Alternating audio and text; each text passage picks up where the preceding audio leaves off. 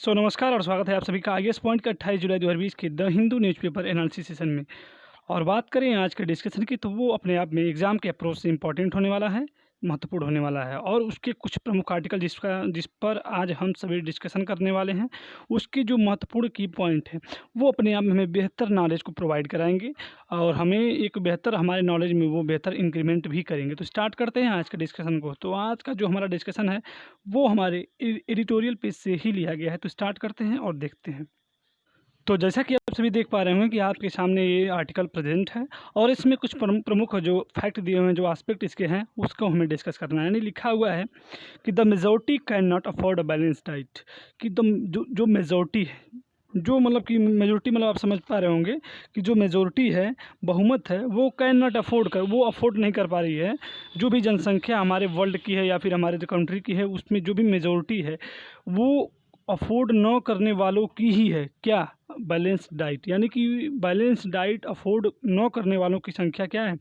अधिक है, यानी उनकी संख्या अधिक है। तो इस पे अनेक प्रकार के कंसर्न को प्रेजेंट किया गया है और उससे होने वाली प्रमुख समस्याओं को भी व्यक्त किया गया है। लेकिन इसके जो प्रमुख आर्टिकल के अंतर्गत जो की पॉइंट आएंगे, वो हमारे लिए इंपॉर्टेंट साबित हो सकता है। तो यदि हम बात करें कि ये जो आर्टिकल है, वो बेसिकली हमारे जीएस पेपर 3 के फूड सिक्योरिटी जो है, उसके अंतर्गत इम्पॉर्टेंट हो जाता है। यानी जीएस पेपर 3 के फूड सिक्योरिटी टॉपिक से रिलेवेंट हो जाता है। और इसमें मुख्यतः कुछ ऐसे वर्ड हैं जिसको हमें समझना होगा और उसको ध्यान से देखना होगा। तो यानी चलते हैं, इसको स्टार्ट करते हैं, पढ़ते हैं। लिखा है कि new analysis from food and agriculture organization FAO shows the hundreds of million peoples in India above the international poverty line $1.90 purchasing over parity PPP per person per day can not afford a healthy और nutrient diet. तो देखिए, इसमें basically हम कह सकते हैं कि जो फूड एंड सिक्योरिटी, जो फूड एंड एग्रीकल्चर जो ऑर्गेनाइजेशन है, यानी कि FAO जो है, उसने शो किया है, उसने मतलब अपने एक एनालिसिस के उसके अंतर्गत एक नई एनालिसिस प्रस्तुत है। तो उस एनालिसिस के अंतर्गत ये प्रस्तुत किया गया है कि जो बात करें कि hundreds of millions people in India, यानी कि भारत के मतलब कई मिलियन लोग, जो कि इंटरनेशनल पॉवर्टी लाइन, जो जिसको हम मानते हैं कि $1.90 पर डे पर पर्सन अर्निंग है, परचेजिंग है, ये होती है इंटरनेशनल पॉवर्टी लाइन। तो इससे अगर ऊपर भी वो कमाता है पर डे, तो वो भी can not afford a healthy nutrient diet. तो वो भी एक न्यूट्रिएंट डाइट को अफोर्ड नहीं कर पा रहा है, वो हेल्दी और न्यूट्रिएंट डाइट को अफोर्ड नहीं कर पा रहा है। मतलब कि आपको एक सिंपल लैंग्वेज में हम समझाने का प्रयास करें, तो यही कहा जा रहा है कि जो फूड FAO है, इसके अकॉर्डिंग ये कहा गया कि बहुत से ऐसे लोग हैं जो कि पावर्टी लाइन के ऊपर हैं, तो वो भी पर डे पर पर्सन पर डे जो PPP है, उसको वो अफोर्ड नहीं कर सकते हैं और हेल्दी और न्यूट्रिएंट डाइट को भी उनके द्वारा अफोर्डिंग नहीं की जा रही है। अर्थात कि इंडिया में ऐसे बहुत से लोग हैं जो भले ही वर्ल्ड लेवल पर जो पावर्टी लाइन है, जिसको हम मानते हैं $1.90 purchasing power per day person के हिसाब से है, उससे ऊपर वो अर्न करते हैं, वो भी हेल्दी और न्यूट्रिएंट डाइट को भी अफोर्ड नहीं कर पा रहे हैं, नहीं कर सकते हैं, क्योंकि उनकी जो कास्ट है, अर्निंग जो कास्ट है, वो न्यूट्रिएंट डाइट के कंपैरिजन में काफ़ी कम है। यानी जो उनकी जो अर्निंग है, वो न्यूट्रिएंट डाइट के कंपैरिजन में काफ़ी कम है। और बात करें नेक्स्ट स्टेटमेंट की, तो लिखा है कि this analysis confirm the fact the problem of poor nutrient in India is largely an account of the unaffordability of good diet. यानी कि ये जो एनालिसिस कन्फर्म करती है भारत में जो गरीबी की समस्या है, गरीब यानी गड़बड़ जो पोषण में जो कमी है, उसको बेहतर तरीके से दिखाती है कि किस प्रकार भारत में अनअफोर्डेबिलिटी है और the large majority of Indians can not afford a balance diet. तो बेसिकली आप समझ चुके होंगे कि भारत के में जो अधिक संख्या में जो मेजोरिटी है, वो अफोर्ड न करने वालों को की ही है। किस क्या? बैलेंस डाइट को अफोर्ड न करने वालों की ही मतलब कि मेजोरिटी है। बात करें कि नेक्स्ट स्टेटमेंट की, तो लिखा है कि हम जानते हैं कि हर साल जो FAO है, यानी ऊपर लिखा हुआ कि every year the FAO partnership with other United Nations organisation publish as report on food security across the world, कि जो हर साल FAO जो है अपनी मतलब यूनाइटेड नेशन के साथ जो उसकी पार्टनरशिप है वो पब्लिश करता है रिपोर्ट फूड और सिक्योरिटी पूरे वर्ल्ड के हिसाब से, यानी वर्ल्ड के अकॉर्डिंग फूड और सिक्योरिटी की एक रिपोर्ट प्रस्तुत करता है। और इस रिपोर्ट के अनुसार this year the state of food security and nutrient in the world 2020 SOFI 2020 was released in July 13। और इस साल का जो ये रिपोर्ट है फूड एंड सिक्योरिटी का वर्ल्ड 2020 की जो रिपोर्ट है वो इसी 13 जुलाई को रिलीज़ हुई है, सोफी 2020 के द्वारा ये रिलीज़ हुई है। यानी कि हम कह सकते हैं कि इसी साल 13 जुलाई को जो फूड और सिक्योरिटी और न्यूट्रिएंट के का जो आंकड़ा प्रस्तुत होता है और इस साल जो प्रस्तुत हुआ है वर्ल्ड 2020 की रिपोर्ट है उसके अनुसार, यानी कि सोफी 2020 की रिपोर्ट के अकॉर्डिंग यह 13 जुलाई को ये रिलीज़ हुई है। और इसके according A new feature of SOFI 2020 is detailed analysis of cost and affordability of healthy diets around the world। अब देखिए इसके अंतर्गत क्या क्या मतलब कि बातों को रखा गया कि क्या क्या मतलब कमियां बताई गई कि किस प्रकार भारत में या फिर वर्ल्ड में या फिर विभिन्न प्रकार के कंट्रीज में जो फूड की अवेलेबिलिटी है वो कम है या उसमें कमी हो रही है, और हंगर जो इंडेक्स है वो कहीं न कहीं उसकी व्यवस्था गड़बड़ा रही है। तो इन्हीं सब बातों की चर्चा है। तो यदि हम बात करें सोफी की, तो a new feature of Sophie 2020 is detailed analysis of cost and affordability of healthy diets around the world.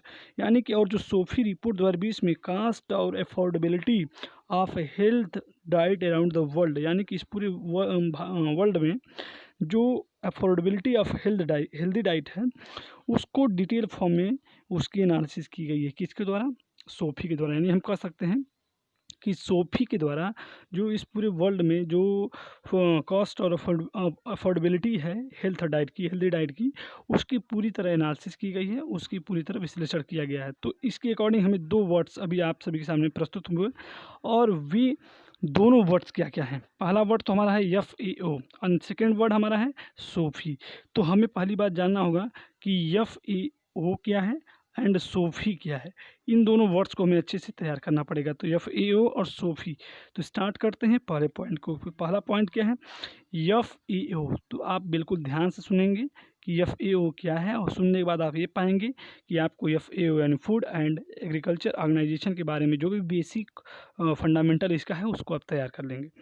तो बात करें यह जो रिपोर्ट है यानी कि FAO यानी कि फूड एंड एग्रीकल्चर ऑर्गेनाइजेशन की जो ये रिपोर्ट है संयुक्त राष्ट्र के खाद्य और कृषि संगठन और कृषि विकास के लिए अंतर्राष्ट्रीय कोष यूनिसेफ, विश्व खाद्य कार्यक्रम और विश्व स्वास्थ्य संगठन WHO द्वारा सालाना जारी की गई एक संयुक्त रिपोर्ट है। यानी कि जो FAO के अंतर्गत जो रिपोर्ट आती है, इस रिपोर्ट को देने के लिए जो संयुक्त राष्ट्र का जो खाद्य और कृषि संगठन है उसका जो कृषि विकास के लिए जो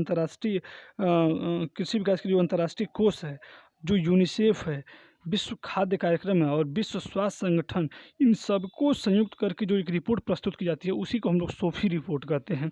वही है सोफी क्या नाम है कि FAO, वही है फूड एंड एग्रीकल्चर ऑर्गेनाइजेशन, वही है खाद्य एवं कृषि संगठन। तो यह जो संगठन है वैश्विक और क्षेत्रीय स्तर पर खाद्य असुरक्षा, भूखमरी और कुपोषण पर नवीनतम अपने अनुमान को स्टैटिकल नॉलेज को प्रोवाइड कराती है, प्रस्तुत करती है। और 2020 संस्करण इसका यह संकेत कर रहा है कि खाद्य की जो असुरक्षा और कुपोषण के खिलाफ लड़ाई में जो महत्वपूर्ण चुनौतियां हैं जो विगत वर्षों से बनी हुई थी वो अब भी अपने प्रेजेंट रूप में बनी हुई हैं, उसमें कोई भी इम्प्रूवमेंट अभी तक नहीं देखने को मिला। यानी इसके अनुसार जो विश्व 2030 यानी वर्ल्ड 2030 तक का जो टारगेट था कि पूरे वर्ल्ड को जीरो हंगर कर दिया जाए, यानी कि जीरो हंगर कर दिया जाए, ये जो लक्ष्य था इसको पूरा करने के सही पथ पर यानी सही राइट वे पे ये संस्था नहीं चल रही, या फिर इसका जो पूरे वर्ल्ड की जो सिस्टम है वो कहीं न कहीं अपने बेहतरीन तरीके से चल नहीं पा रही है। जो फूड का जो सिस्टम है, जो अवेलेबिलिटी है फूड की, वो कहीं न कहीं अभी भी प्रत्येक व्यक्ति लगभग अप्रॉक्सीमेट व्यक्ति उससे छूता है, मतलब उसको प्राप्त नहीं कर सका। यानी कि जो 2030 का जो टारगेट था कि पूरे वर्ल्ड को जीरो हंगर के लाइन में लाकर खड़ा कर दिया जाए, तो वो कहीं न कहीं वो मुमकिन नहीं दिखता है। तथा बात करें इस टाइम की जो पेंडेमिक चल रही है कोविड-19, तो इसके द्वारा आर्थिक मंदी के कारण इस वर्ष वैश्विक स्तर पर यानी ग्लोबली लेवल पर लगभग 8 से 13 करोड़ लोगों के भूखे रहने की संभावना है। और 2014 के बाद विश्व भर में लगभग भूख में वृद्धि जारी है, हम जानते हैं। और भूखे लोगों का जो समग्र प्रतिशत है पूरे वर्ल्ड में, वो लगभग 8.9% है। यानी कि आप समझिए कि जो कोविड-19 की पेंडेमिक आई, इसके बाद अब ये कहा जा रहा है कि पूरे वर्ल्ड में लगभग 8 से 13 करोड़ लोग भूखे रह जाएंगे। और ये जो आंकड़ा है वो 2014 के बाद कम नहीं बल्कि और भी बढ़ा है, और बढ़कर पूरे वर्ल्ड की जो कम्युनिटी है, जो पर्सन हैं, जो लोग हैं, उसका लगभग 8.9% भूख लोगों का जो परसेंटेज है पूरे वर्ल्ड में 8.9% है। और बात करें एशिया की, यानी कि एशिया की बात करें तो इसमें जो कुपोषित लोग हैं, जिनको हेल्दी डाइट नहीं मिल रहा है, उनकी संख्या लगभग 38 करोड़ है। इस आंकड़े में आप यही सब पढ़ेंगे कि लगभग जो भारत में और एशिया में जो कुपोषित लोगों की संख्या है वो है 38 करोड़। और ये सबसे बड़ी यानी कि पूरे विश्व में सबसे, सभी महाद्वीपों में सबसे अधिक कुपोषित की संख्या किस में है? एशिया महाद्वीप में, लगभग अप्रॉक्सीमेट 38 करोड़। और बात करें दूसरे नंबर पे आपका है अफ्रीका। दूसरे नंबर पे आपका अफ्रीका है, जिसमें 25 करोड़ की लगभग अप्रॉक्सीमेट आबादी है भूखे लोगों की। और इसके बाद थर्ड नंबर पे लैटिन अमेरिका है, लैटिन अमेरिका, जिसमें लगभग 4 से 8 करोड़ लोगों की 4.8 करोड़ लोगों 4 से 8 करोड़ लोगों की भूखे रहने की संभावना है। और कैरेबियन फोर्थ पॉइंट पे है, कैरेबियन, यानी कि ये 4 कंट्रीज हैं। सबसे पहले एशिया, इसके बाद अफ्रीका, उसके बाद लैटिन अमेरिका और इसके बाद कैरेबियन, जिसमें प्रमुख आंकड़े प्रस्तुत किए गए हैं भूख से संबंधित। अब देखते हैं कि सोफी रिपोर्ट क्या है। सोफी रिपोर्ट क्या है, तो यह एक FAO क्या है, तो वो एक अंतर्राष्ट्रीय संगठन है जो कि कृषि उत्पादन, वानिकी और कृषि विपणन संबंधित शोध का अध्ययन करता है। और यह जो ऑर्गेनाइजेशन है वो खाद्य एवं कृषि संबंधित जो भी ज्ञान, जो भी जानकारियाँ होती हैं, उसी का आदान प्रदान करता है। और यह भी एक संयुक्त राष्ट्र संघ की एक विशिष्ट संस्था है। अब बात करें FAO की, तो यह एक ऐसी संस्था है, इसकी जो स्थापना हुई थी लगभग 1945 में हुई थी। कहाँ? कनाडा में। और इसका जो वर्तमान में मुख्यालय है FAO का, वो है रोम, इटली में। वर्तमान में इसमें 191 पार्टिसिपेंट हैं, 191 राष्ट्र सदस्य देश हैं। और जो इसका भी वही प्रमुख उद्देश्य है कि खाद्य सुरक्षा हासिल करना है, कि लोगों को पर्याप्त मात्रा में उच्च गुणवत्ता वाला भोजन नियमित रूप से मिले। तो ये कुछ जानकारी सोफी और FAO के बारे में। अब हम समझते हैं कि नेक्स्ट एस्पेक्ट में कहा गया कि टाइप्स ऑफ डाइट, कि डाइट्स के टाइप क्या होने चाहिए और कितनी टाइप्स के डाइट होते हैं। तो इसको समझने के लिए आपको केवल 2-3 पहलुओं को, 2-3 एस्पेक्ट को समझना पड़ेगा। तो पहला जो एस्पेक्ट है वो है बेसिक, आप देख पा रहे होंगे, बेसिक एनर्जी सफिशिएंट डाइट। पहला जो डाइट होता है टाइप्स ऑफ डाइट में कि बेसिक एनर्जी सफिशिएंट डाइट, यानी कि इसके अंतर्गत आपको जो रिक्वायर्ड कैलोरीज होती हैं इनटेक करते हैं। जैसे कि आप राइस और व्हीट के द्वारा, गेहूं और चावल के द्वारा, ये जो सबसे कम, मतलब इसके द्वारा सिर्फ आपकी जो कैलोरी है बेसिक स्तर पे वो प्राप्त हो जाती है। यानी कि जो रिक्वायर्ड कैलोरी होती है वो चाहिए, वो मिल जाता है। जैसे राइस और व्हीट से, और उसके लिए एफोर्डिंग भी मतलब कम ही लगती है, एफोर्डिंग भी कम लगती है। अब बात करें सेकेंड की, सेकेंड जो डाइट हमारा है वो है न्यूट्रिएंट एडिक्वेट। वो जो सेकेंड हमारा डाइट है वो है न्यूट्रिएंट एडिक्वेट। तो ये क्या है? पर्याप्त मात्रा में भोजन क्या होता है? तो यह जो डाइट है इसमें कैलोरी भी है और मैक्रो, आप देख पा रहे होंगे कि macro 23 macro and macro nutrients meet. इस डाइट के अंतर्गत मैक्रो और माइक्रो न्यूट्रिएंट के जो सिस्टम होते हैं वो भी आपको प्रोवाइड होते हैं। 23 प्रकार के जो होते हैं मैक्रो और माइक्रो न्यूट्रिएंट्स वो मिलते हैं। यानी कि ये जो डाइट है इसमें कैलोरी भी होती है और माइक्रो न्यूट्रिएंट्स भी हैं। यानी इसमें कुछ लिस्ट कॉस्ट प्राइस के फूड भी सम्मिलित होते हैं। देखते हैं नेक्स्ट, थर्ड जो पॉइंट है वो है आपका हेल्दी डाइट। थर्ड पॉइंट का जो आपका डाइट है वो है आपका हेल्दी डाइट।